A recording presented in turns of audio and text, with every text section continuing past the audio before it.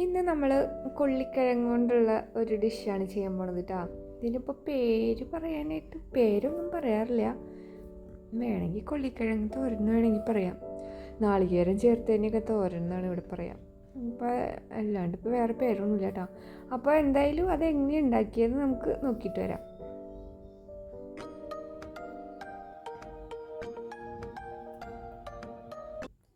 ഒരു കിലോ കൊള്ളിയാണ് എടുത്തത് കേട്ടോ. അപ്പോൾ അതിങ്ങനെ തൊലിയൊക്കെ കളഞ്ഞ് ഇത്ര വലിപ്പത്തിലുള്ള കഷ്ണങ്ങളാക്കിയിട്ടാണ് നമ്മൾ ഇതുപോലെ ഇത്ര നിറച്ച് വെള്ളം ഒഴിച്ചിട്ട് വെക്കണം. പിന്നെ ഉപ്പും കുറച്ച് അധികം ഇട്ടിട്ടുണ്ട്, 2 ടീസ്പൂൺ ഉപ്പ് ഇട്ടിട്ടുണ്ട് കേട്ടോ. കാരണം ഈ വെള്ളം ഊറ്റിക്കളയും. അപ്പോൾ വെള്ളം കളയുമ്പോൾ ഈ ഉപ്പ് ഇതിലേക്ക് പാകത്തിനാവും കേട്ടോ. അങ്ങനെ ഇത് നന്നായിട്ട് തിളക്കട്ടെ. ഒന്ന് മൂടി വെച്ച് കൊടുക്കാം. ഇത് നന്നായിട്ട് തിളച്ചു. ഇനി തിളച്ച് കഴിയുമ്പോൾ ഒന്ന് സിമ്മിലിട്ടിട്ട് കുറച്ച് നേരം, ഈ കൊള്ളി വേഗം വേവുന്നതായതുകൊണ്ട് 5 മിനിറ്റ് 2-3 മിനിറ്റിനുള്ളിൽ തന്നെ വെന്ത് കിട്ടി. ഒന്നും കൂടെ ഒന്ന് മൂടി വെച്ചതാണ് കേട്ടോ. അപ്പോൾ 2-3 മിനിറ്റ് കഴിഞ്ഞപ്പോഴേക്കും കൊള്ളി വെന്തു. അപ്പോൾ കൊള്ളിക്ക് പലതരം വേവാണ് കേട്ടോ. അപ്പോൾ അത് നോക്കിയിട്ട് ചെയ്താൽ മതി. അപ്പോൾ നന്നായിട്ട് വെന്തിട്ടുണ്ട് കേട്ടോ. ഇനി നമ്മൾ ഈ കൊള്ളി ഈ വെള്ളത്തിൽ നിന്ന് ഊറ്റി എടുക്കുകയാണ്. വെള്ളം ഉപയോഗിക്കില്ല, കൊള്ളി മാത്രം എടുക്കും. അപ്പോൾ വെള്ളം നമ്മൾ കളയുകയാണ് കേട്ടോ. അപ്പോൾ കുറേ വെള്ളം ഒഴിച്ചിട്ട് നമ്മൾ വേവിച്ചിട്ടുണ്ടെങ്കിൽ കൊള്ളിയിലെ കുറേ സ്റ്റാർച്ചൊക്കെ പോയി കിട്ടും. പിന്നെ കട്ട അങ്ങനെ എന്തോ സാധനമൊക്കെ ഉണ്ട്, അതൊക്കെ പോകും കൊള്ളിയിൽ, അതാണ് പറയാം. പിന്നെ നമുക്ക് വെളുത്തുള്ളി, ചുമന്നുള്ളി, പച്ചമുളക്, ഇഞ്ചി, കറിവേപ്പില, ഇത്രയും സാധനങ്ങൾ വേണം.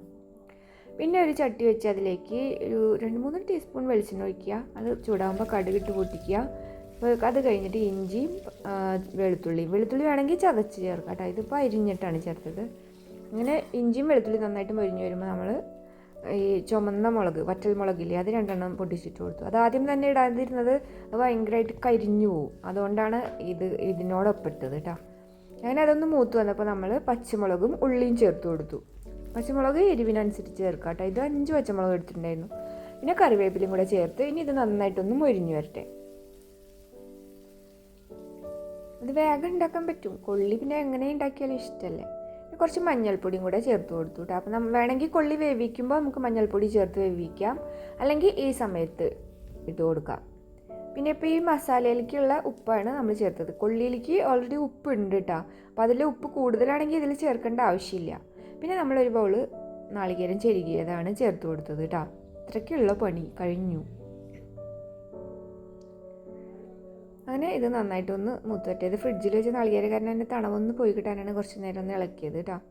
പിന്നെ അതിലേക്ക് നമ്മൾ വെള്ളം കളഞ്ഞു വെച്ചിട്ടുള്ള കൊള്ളിക്കിഴങ്ങ് ചേർത്ത് കൊടുക്കുക. ഇത് ചായയുടെ കൂടെ വെറുതെ കഴിക്കാൻ നല്ല സ്വാദാണ് കേട്ടോ.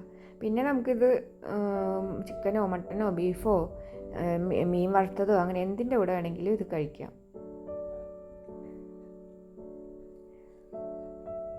ഇനി എല്ലാം കൂടെ മിക്സ് ചെയ്യുക. കഴിഞ്ഞു നമ്മുടെ പണി. കൊള്ളി പിന്നെ അറിയാമല്ലോ, കൊള്ളി കൊണ്ട് എന്തുണ്ടാക്കാനും അധികം സമയം വേണ്ട.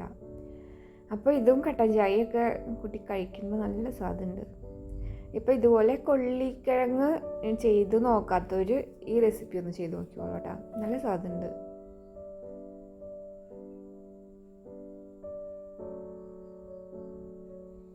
അങ്ങനെ നമ്മുടെ കൊള്ളി വിഭവം ഇഷ്ടപ്പെട്ടെങ്കിൽ ലൈക്ക് ചെയ്യുക, കമൻറ്റ് ചെയ്യുക, സബ്സ്ക്രൈബ് ചെയ്യുക.